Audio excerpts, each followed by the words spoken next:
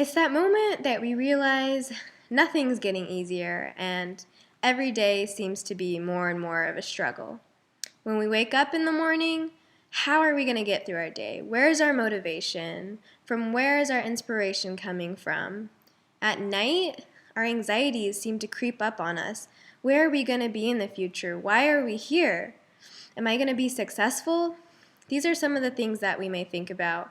And in those times when we're depressed or we're sad or we're having a bad day and we just can't seem to fight it off, we have to realize that time isn't going to wait for us and life won't stop for us. And we have to remain positive through all of these obstacles that we have to face. Positivity and the right attitude is going to get us through it all. And this is essentially what Neil Pasricha talks about in his TED Talks on the 3 A's of awesome. In our real delivery lessons, we learn about the strategies of punch. Punch being personal, unexpected, novel, challenging, and humorous strategies. I believe that Neil uses the strategy of personal very well in the introduction of his presentation.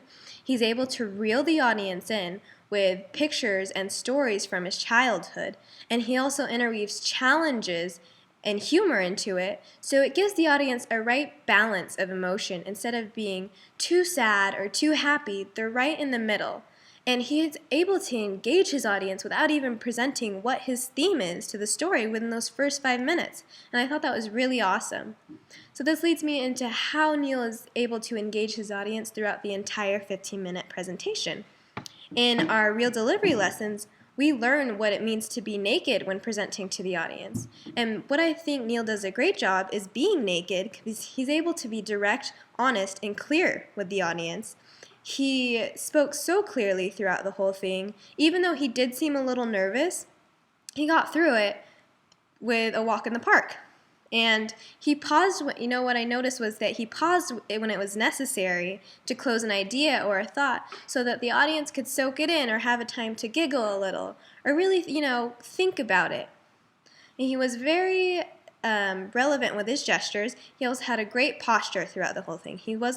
Even though he wasn't over enthusiastic or really exuberant, he just kept it really simple and really to the point so the audience could get it very quick. And I think that towards the end of his presentation, he had a really great star moment. And in our book, Resonate by Nancy Duarte, we learned what a star moment was. And that's a moment that an audience will always remember.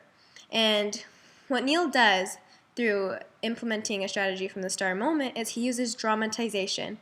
And he reminds the audience that we're the only species on this planet and in the universe so far that we know of that gets to experience all these unique things in life, such as architecture and agriculture, and the human relationships we get to experience.